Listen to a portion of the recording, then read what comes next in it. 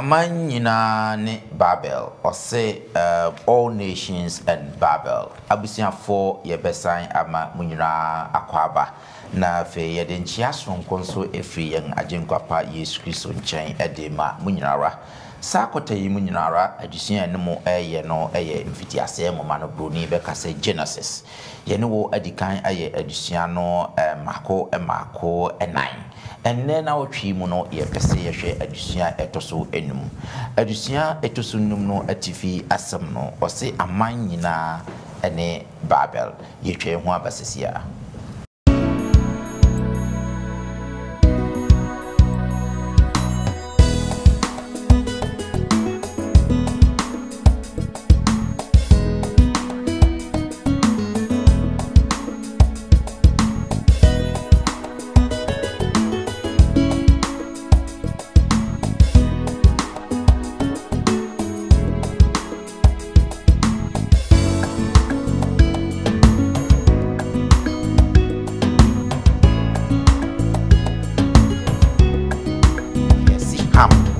Obeyo nyina enkwa nemu Jafet de onye de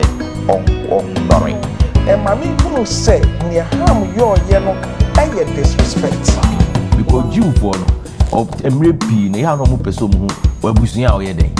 o free mo enso bisa e botaye e ade hia pa yi yebesan ama munyina akwaba bio na fei me fasa akwanya yiso na madam abugafo a omoba beboa na edisa edusua mu encheche mu ede abremu no adi answer na no mame na 3ABN Ghana benefo assistance omuna eboa ye ma sa edusua ye hwete ko wiase afana nyinara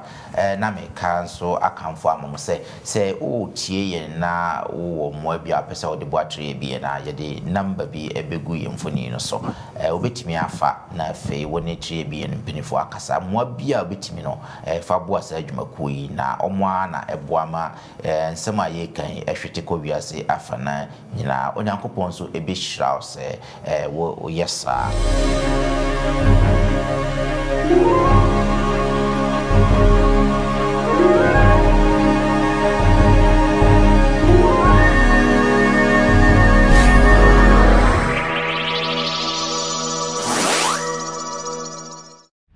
You can contact us on 3ABN Ghana on WhatsApp number 0577 654896 or call us on 057 654896 or email us on info@3abnghana.org.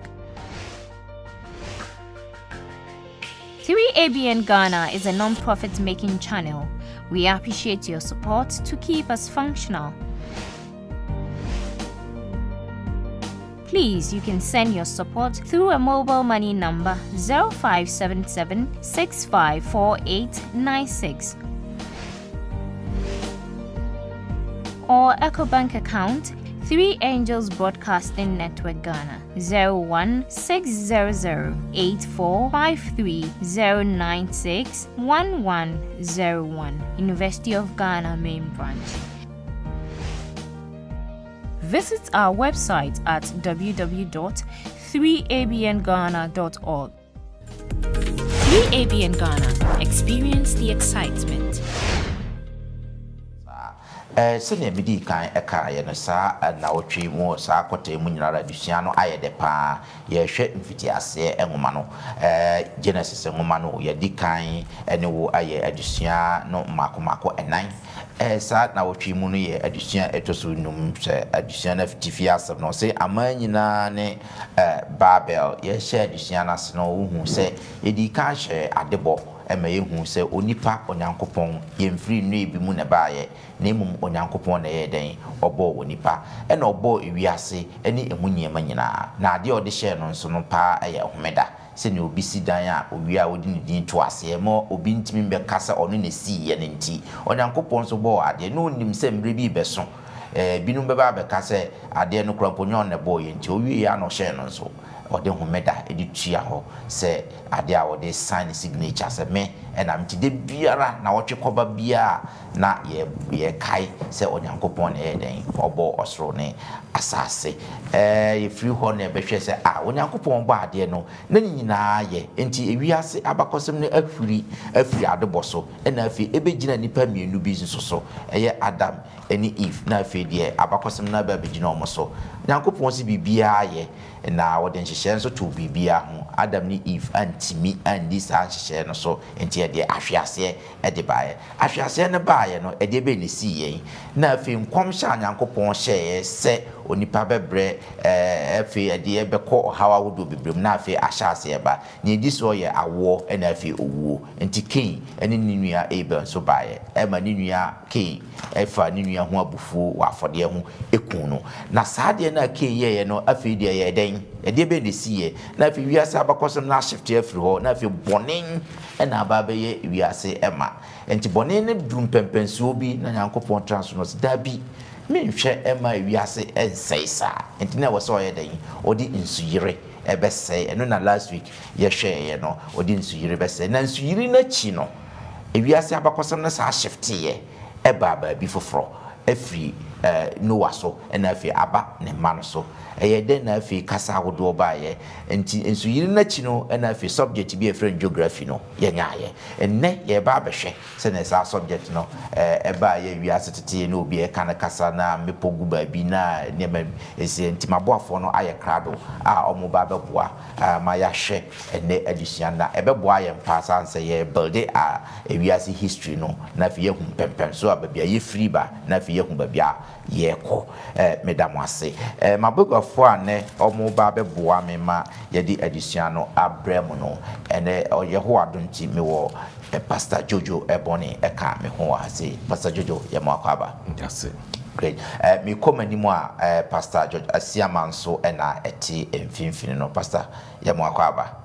yeah great and I feel me call and yedi a trono and cramp on opening kojo yabuan so and a trono and opening kojo yabo yamakaba great madam as say your tonsa a fremono munina mapa onyankopon enhramo mo ma yenkati ne na me ma Pastor Jojo emompae emai inyameni abankesie yedase se samre wama ya akonya ya yetimi aba wanima ye ba besua ho asem erade de yesere se ma wo ho konkunu no samre enka yinyina emra yinyina yeso bie yadwemu na ma wodin so yeda wase e wo Yesu din mu nti amen good yɛhwɛ yɛdesua no nkabɔsɛm no yɛfa nkabɔsɛm no afre Mose nwoma edika no eche dubako yimu enkron no Genesis chapter 11 verse 9 wɔse enti wɔfrɛ hɔ enti na wɔfrɛ hɔ Babel aseɛ ne basabasa efiri sɛ ɛhɔ na Awurade yɛ asase nyinaa kasa basabasa na efiri hɔ no na Awurade bɔ wɔn hwetee asase nyinaa ani amen Brofo said therefore its name is called Babel because the Lord confused the language of all the earth and from there the Lord scattered them abroad over the face of all the earth amen for yɛkɔ yɛnim no yɛbɛhu sɛnea yɛyɛ afei de wiase ɛbɔpeteyɛ na yɛnya kasa ahodoɔ bebree sɛnea medi kankaeɛ no wiase abakɔsɛm no ahyefte sɛ huri aba bɛsi baabi maboafoɔ no ɛba bɛboa yɛ no afei yɛdi kan yɛahwɛ na yɛbɛhyɛ aseɛ no yɛnhyɛ aseɛ mfiri right from nsuyire no akyi no neɛ ɛsiiɛ na mema Pastor Asiama nkyekye mu kakra ɛma yɛ fa atwerɛsɛm no na yɛne nyinaa yɛmbie Genesis nwoma no na yɛnkɔ Genesis chapter 9 verse 18 to 27 no right from nsuyiri na chi no fa atwerɛsɛm na fe yɛnhwɛ nea esi wɔ hɔ no no Genesis chapter 9 verse 20 from verse 18 to 27 no nea esi ni me kind brofo yia na fe ya translate akɔ yɛn kasa ne nyinaa yɛtimi atene epese kyerɛ wɔ ha se no say the sons of Noah who went out of the boat were Shem, Ham and Japheth. Ham was the father of Canaan. These 3 sons of Noah were the ancestors of all the people on earth. Noah, who was a farmer, was the first man to plant a vineyard. After he drank some of the wine, he became drunk, took off his clothes, and lay naked in his tent. When Ham, the father of Canaan, saw that his father was naked, he went out and told his 2 brothers. Then Shem and Japheth took a rope and held it behind them on their shoulders. They walked backwards into the tent and covered their father, keeping their faces turned away so as not to see him naked. When Noah was sober again and learnt what his youngest son had done to him, he said, "A curse on Canaan. He will be a slave to his brothers. Give praise to the Lord, the God of Shem. Canaan will be the slave of Shem. May God cause Japheth to increase. May his descendants live with the people of Shem. Canaan will be the slave of Japheth." Abusan for the yakan enyina ene se abra insuyiri no nachi no Noah ema na omoye miensa baako na ye frɛ no Shem ena Ham ena fe Japheth. Sa Ham no ono na oye Canaan asefo, ono na Canaan asefo ni nyina efri no na saa ne ma miensa we na nsuyiri nachi no afi omo beye wiase nyina generation I want to atraso ni nyina be free Noah ema emiensa yi na trustem no so edi adanse se na oye ekuani enti ono na odi kan planti bobetru odi kan ye bobetru na oye bobetru no nsan odi ye bi ye nsa ono ena fi onomye no ena oko adija se ne trustem no kanom Ham enedi kan ko hu ne papa adija na instead say ode ntuma be kata no so no okobo ni nuanom amande na fe omumum di omachi eba ya de ntuma be kata sanse no mpese omode omani hu omo papa adija na enu achi no papa ni so tie no okesi Ham eka so obeye omunyina enkoa na emum Japheth de onye de on nore ye hwe sa abasem ya pastor mame emra so say na obecheche yemu yo Bismarck me da se bebre na me chia me tie fon so se wo hwe se ne adesua no edi ema yen se ne osi eka kenkansem no a eda di fefe ema yehunu se insuyire ne chi no bibi esi ne esi ye no se ne baba kenkanu dedi no se nipa femo no ne odi kan ye true anaso wo ye garden akuani a odi kan e usuyire ne chi no eye Noah na oye bobi true na oye bobi true no na bible eche se wodi abani bi edi ye ensa na onom ye na obo ye na odadija na ni makohu na dije mo na ekofa no me edi ebaye eba ni mano ebiso ma ebi nsusu mpo enya nhira me pese ye de toto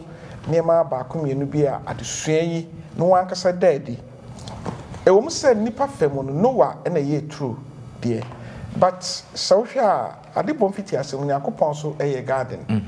oye garden aso yi true sa na odi nipa etena mo eye Adam ne Eve na odi eduaba ebisi ho ma wo so hwa Noah edi eduaba bi eye nsa na onom ye na odadija na Adam ne Eve nso so ekodi eduaba na omo nso so edadija na adija na omo da no ne resource ana se na esi ye ne se no me eni nshira ene bae sa so pepe na Noah di nso so no no me ni nshira e bae se ne adesua no edi maye no na ade ba kwa me pese me kan se ai na yenu bebre ta aka se ensanom ehyaase wo adebo mfiti ase but adesua ma ye hunu se fermentation se duaba ye de ye bibi amanada ne nsa no ehyaase wo no wapenso e wo bra na boni e wasase so enti ensa ye nom a ye nom bro no a nhyaase wo Adam ne Eve penso ehyaase wo Noah na osi Noah nom ye no oboy olusu control na odadija also that identity a dead pefe se ensanom ema nipa timi kwati bia bi mu eye niema bebre ense se yeyo na eba ne san so a eye bone e de bone na eba ena na ne kan say ne end result no so no e de no me ni ohaw bi ba ti so hwe nipa bebre ano no nsa ye omobo omo yire no omo ma ba hwete ni nyina ne ye no me no bia sa ensanom no e de ba me tosu bie mu a me hu no wa de sua no fa ha no ba bi no so no e de o se ebra Noah edadija no ni baba kokoko hui said papa dadija and was started say work kakaka te say work kakaka kosi so onua no mpanifo no tiye en panino a woye sham ne ketwa no woye jafet no edim ni kadi ntoma kwakato papa dadija so wo so omokoyo no ma anhwe papa dadija enti no e mami hunu say ni ham yo ye no eye disrespect okay wan fani die ni buo amma ne papa ne maame adesua ben na me nya free am pese tiefo ye nyina ye free mo ye mu bebre you don't respect ye papa ne maame adegam hwe se wo papa no maame ahwe wa mo nyina be du pempensuo bi wa wo mu a o expect se wo bebe kata na digya so wakoto diaper de babisi ho wakoto niema babisi ho ene wakofa maid onu na ye sade no ewo bra won care to you say obekata papa no maami adida so menka say boni say bia wo ye aduma na wachiru na obi bua wo sa kwan so but our responsibility say yan ne say kata ye papa ene ye maami adida so ade a ehia papa yemu bebre Sabbath and bebre no tobi onu mu a ye ne ye manom dware ebom enye sene me meti ase ne de ensese obatan wo ma wo baba ana baba ma ehu adegya mu because say ebra no wa hu se ne ba no adegya no abehu na adegya mu na wo sa kosere no no odome no te daddy pepe say ensese ye hwe ye ma ehwe ya degye mu titru mampenfo a mo ne mo maba no maye na fofa ye nuano mu a mo je jama degye mu e kire wo mo no adesua no maye hunu se ehu yenye se ye yesa lastly na me fana ba na wiye no woso ka bibi se Kenan ba be ye akwa san wo ka no wanka se hamo wo se hamasefo eye Kenan ebe ye nkwa so no the consequence of boni bia ye yo no enye ye no ye boni no nemum ya sefo no ne sofa boni no a ye yo no to se so hwa sa ne koyo ye bata de sua no ma ye hunu se Kenana ne ntrase eye subdue eno che se ewrade nyankopon fa saade we so e de ne makopie bo sha asase so fi Abraham penso because it's a sanka Kenano ama me yesa kotibie no mu aka bia nanka Israel for entumi amfa bo sha asase no anka Messiah no so mpokura amba but Iradi yesa kwan so se be ya ne no nya be dadi entenye Russia entrese yen bibifo ene yen asefo ene Kenati adome yen da bi nyesa na Bible ne kamo but se be ye Iradi nyakopani no nya bi be dadi nti ene ofa sa kwan so enti ne mimi di tremu ewo fa ha no Cain no me a eba Ham so ne na sefo no ase kire no nyina ne se Irade Nyankopon na wonim nia oyo ye ya ofoi nso ye nya hwe yi na da chi bi ne ye ma a me fa yen tibie bi so na ama me ye haw ama won da chi mo me da se bebre yo me da se pastor wa ya de se wa cheche mo abusiafo yegusuara ye hwe amanyina ne barber nsuyi na chi no e de ben na afi abakosam no koye sen e na afi ye eno na ye hwe no great pastor Jojo ye to aso na menhwe from here no afi de I want to aso bi eto aso na fe ya hu sene I me kan kakra bi na fe mabisa se ne purpose crumple any sense ha I want to aso no genealogy na Joseph no di ni nyina ba sa no na de no person che say Noah or say the descendants of Noah's sons Noah mano na wo ntwato aso no or say we ni Noah mano I want to aso or say Noah mano obo wondi or say Shem Ham and Japheth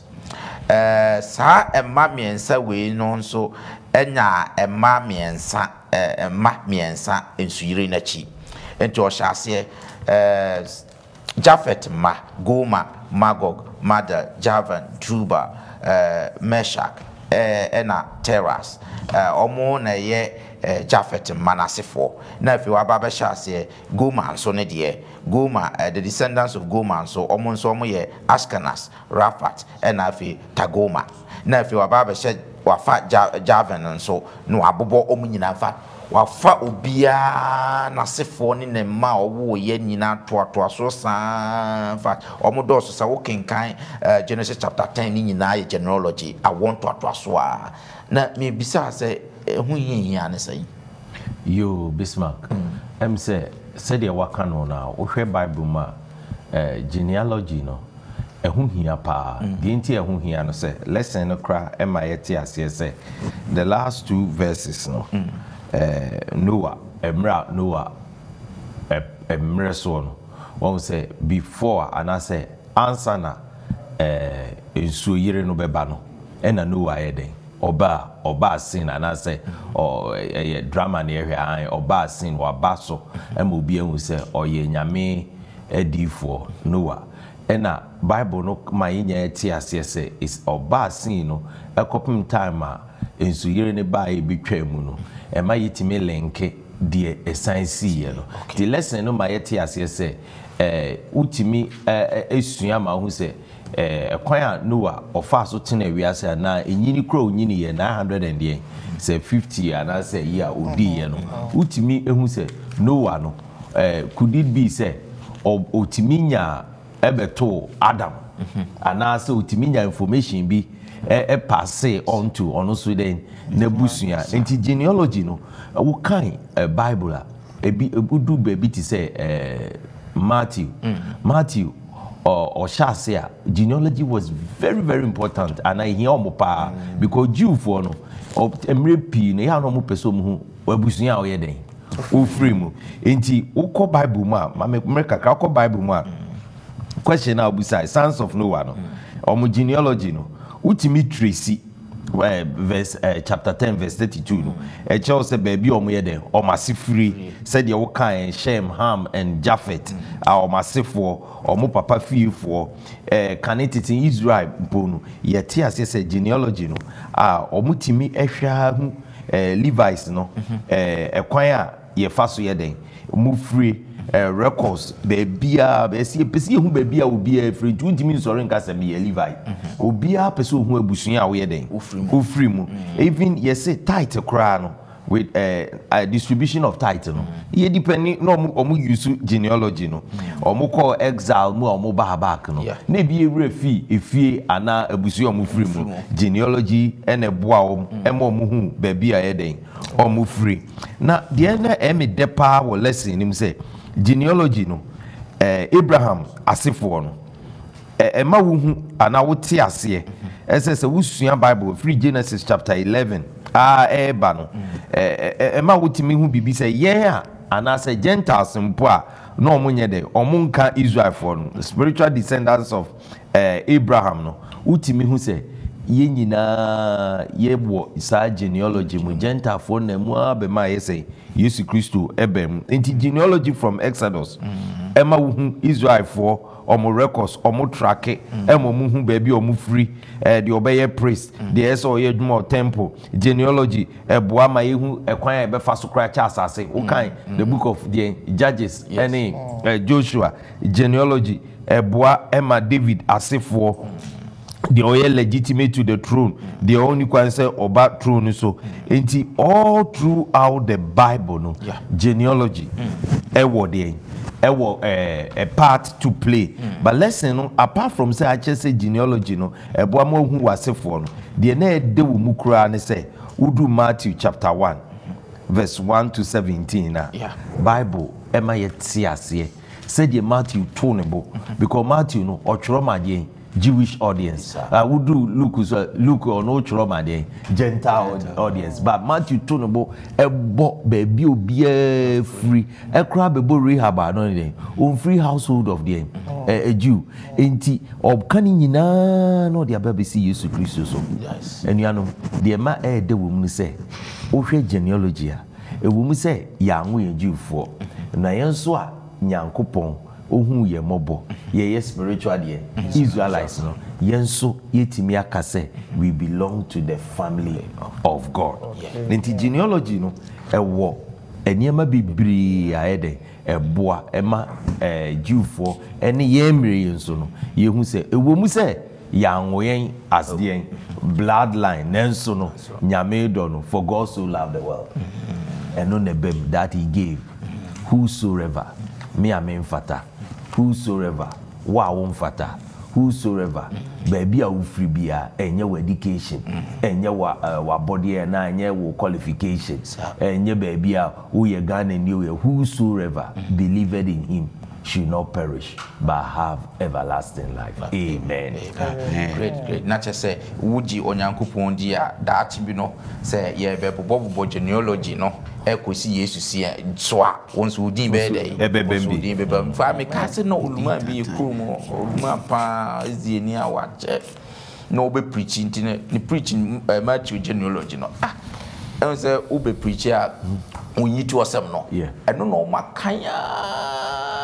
obia na ndede no be kasa fa ho na edin na we na wuwe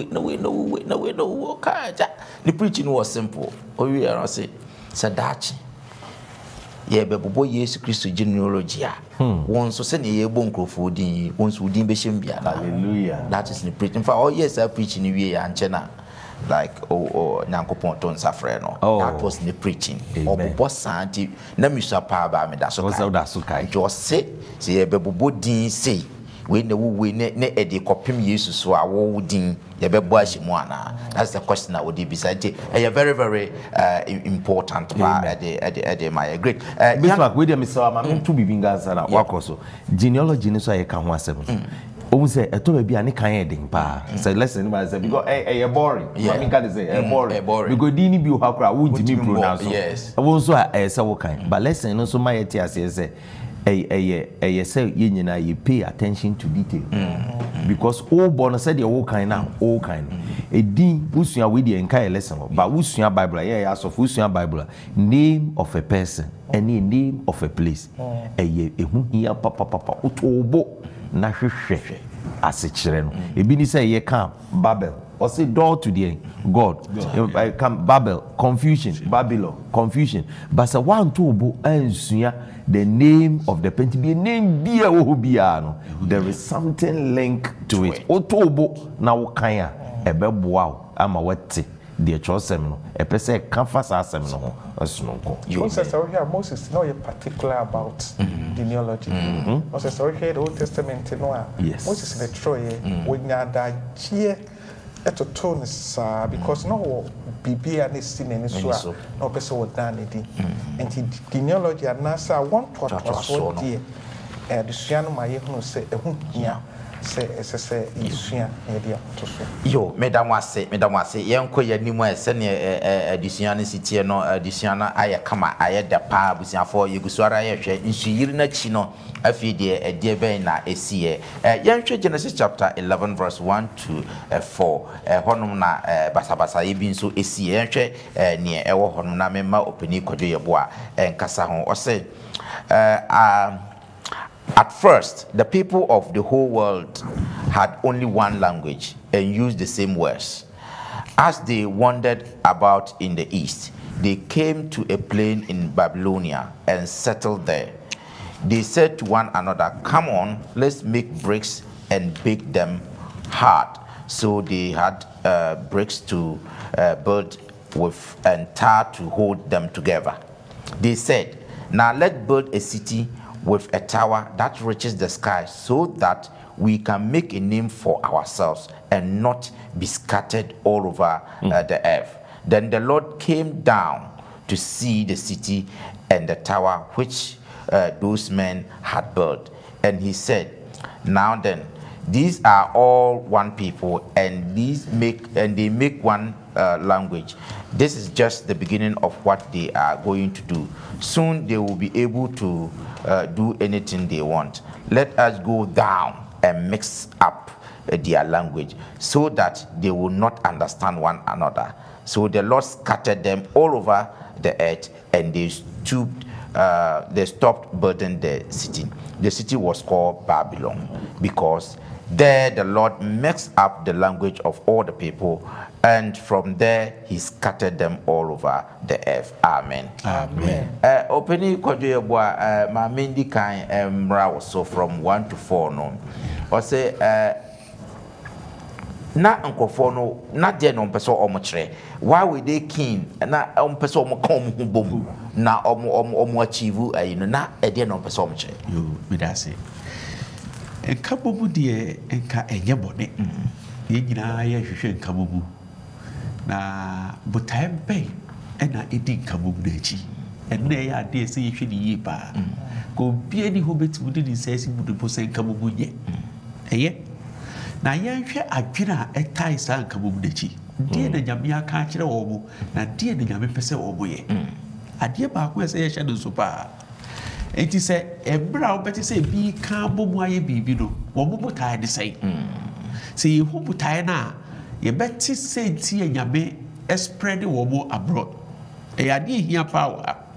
de edi kan wo bo ye wo badwe se wo bu sidan akoto Nyankopon wo soro ho a wo mo kopedie wo ho first question is that se mo be kai a ansa na body kura be ba asase we nsu no obi su ye na dwe se opese oforo ko apampam baby da bi obi e pre kosoro Lucifer presa obekosoro we do so Babylonians so e presa obekosoro aye wo mo se de o se Lucifer se obey do se osoro di and we do so presa obo ye wo mo se osoro di before mo krampo Adam ni Eve nso so presa obey se Nyankopon wow di pa ka se nyame aboy se de nse so dada eti hia me pa de hia o force se o pese o ye o se Nyankopon nyame aboy se dada ba botae no se wo mo pese o bu ye nyame na wo mo ankasa fo wo makwan so na wo mo fa nyame akwan enye hwe ade a ehu pa wo ha no eti nyame nim se ekoba de sa ewo di pada se ni esa se mo bi kai se sa tab no obrosam so wasase so eti kabo na wo mo ye nyina do wo mo ye de etia Onyankopon ade ehu pa yi na esa se nyame do ye nti wa masa nkamo na anye de anye adwuma esan se opeso oje yen yen hwie bibi wa ha nipa ye sa adwembode na eba nipa ti nyame se oye den oba asase so abehwe ba oba nyina de se odo wo ma yiti opeso oje yen eti nyame baaye ebe bo mo hwete ye se anya hwe kura no obetima ye de agibidu sa wawu wo bi kai se ebi na de adwene ne baaye se mo ba ye den yan chichire sa fo no obuba obudi sa adwene ba na uni wo botae eti adisua wo hapa embra ye beti se esi binimu e ka wo mu abom yesu ye nko kan ye wo bom a ye bisa ye wo se wo mu ka wo mu abom akohe ene purpose se ye hwe babu mu adisem Nyankopon ama ye wo de se Babylon e be hwiase o de ye wiase we atoto Babylon na o se wiase gida e ka wo mu abom e wo kwa bi so na nkabomu no botae de sei e ade ehu pa yi eti bebe da kwanhefo ya ye tu omanfo fo se ebro beti nkabomu do bisa ho se nkabomu a e ko hefa e ko nkwagiem ye ka ye ho abom akohye Nyankopon ahidie na se anase ye ka ye ho abom aye yankasa ye peso ade e ade ehu pa yi enti enkabomu enya bode ba enkabomu a ye de ko ti Nyankopon so atua no e ade a ehu pa yi enti ansana odo hu akodo ekuo bi abo kam hu abom bibi mu se ye ekuo se ye dio e so bisa ekuo pro botae e ade hia pa yi ekuo bi a wodo bia no bisa wo botae se botae do ewie peye e wo nyame asem so dia me tufu se twe free na ebo ko ebi so yo me da say open why are there pass what chess unity na wi ase yes o mbe pe o mbe kom ho abon ya hu se sa botai na o kom ho abon na nya botai papa na pastor say ma membra o so say ye kan akenkan sam ye nsa antimu biom from 5 to 7 no ba no se na onyankopon ba asase no so eno na me pese wo kire ye asiye eno na etisei onyankopon ba asase so na according to adesua no se na adesua di maye no daddy pepe se ekire ha wa onyankopon eye supreme okay o se ekire to me ekire power wo onipa enko onyankopon ho nkɔhwehwɛ me da ebrebie onyankopon na ebehwehwɛ onipa ebra boni bai so he Adam and Eve kra no ebra wodi duaba no wodwane o se nyankopon ne ba true no mu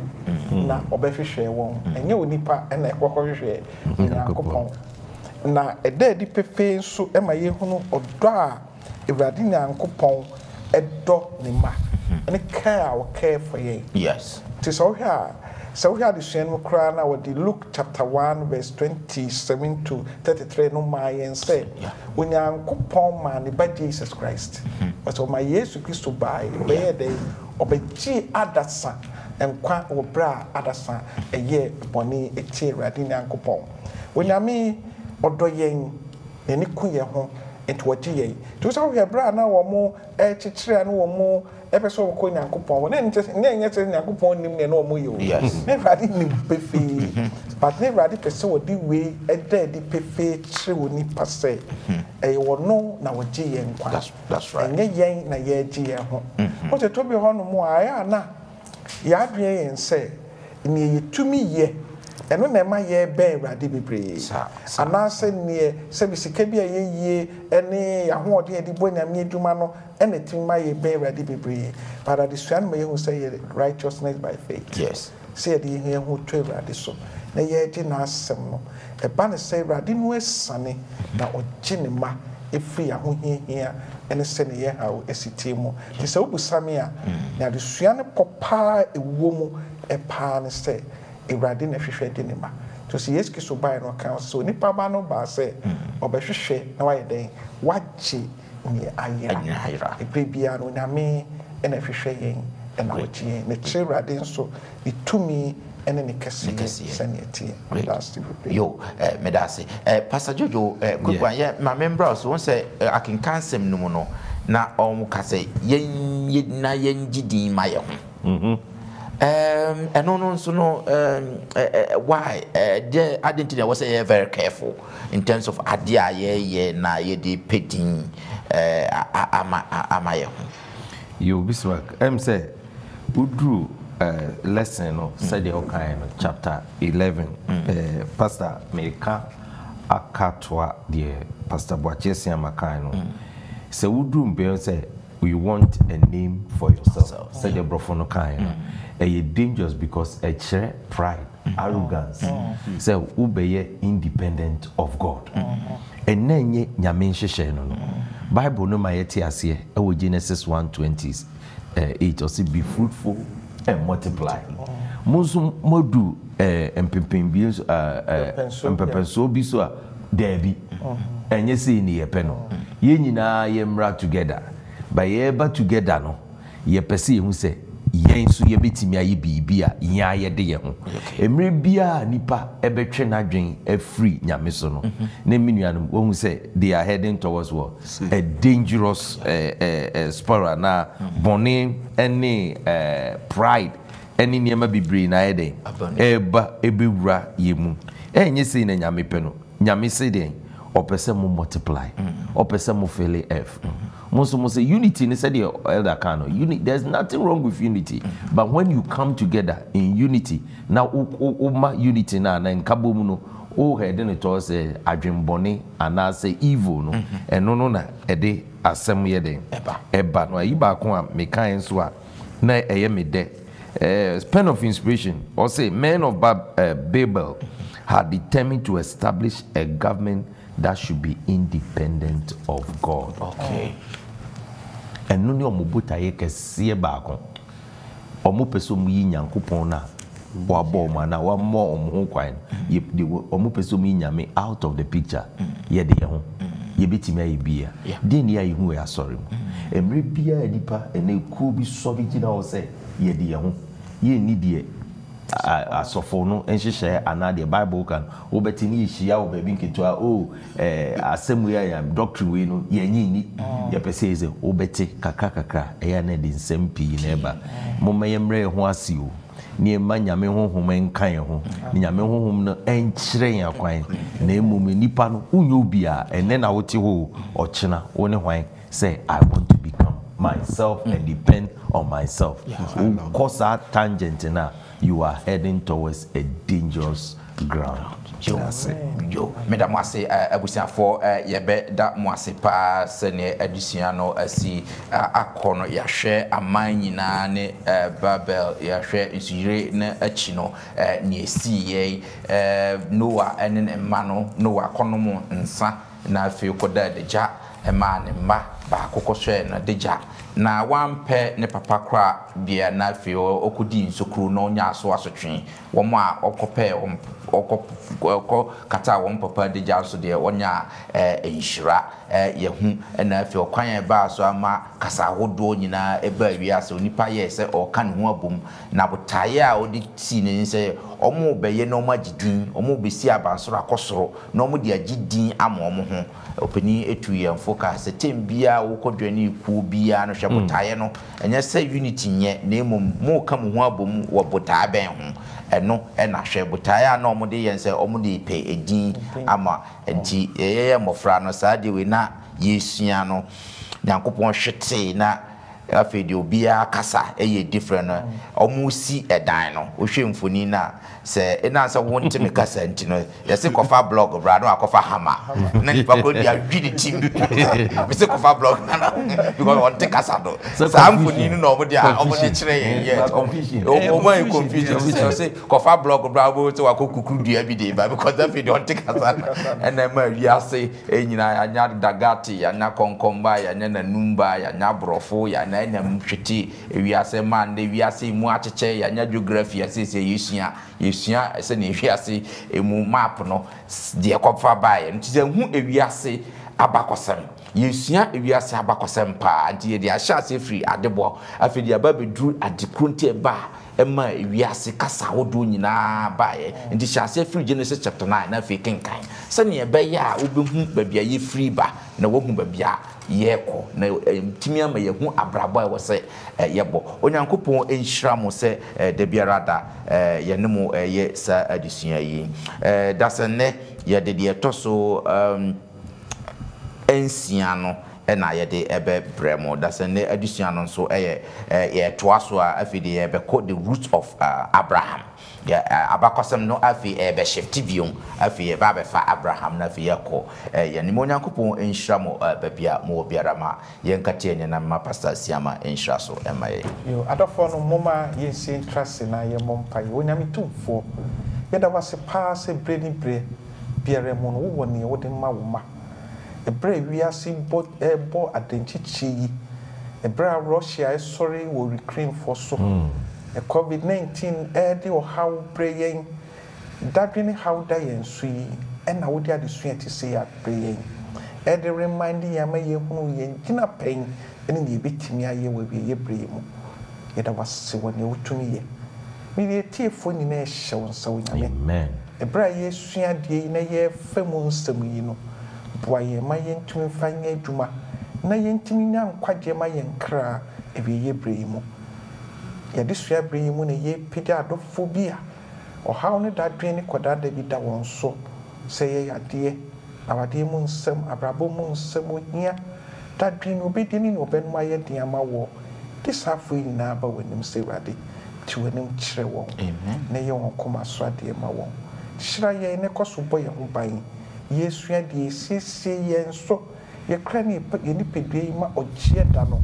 enche na Kristo abayi no yenya adom bi ama yenkra ti wanim kire na ma yenu mu asem nya ofe na yekoma mu nkomo so wani ebe ye bremu Jesus Christ de mu amen amen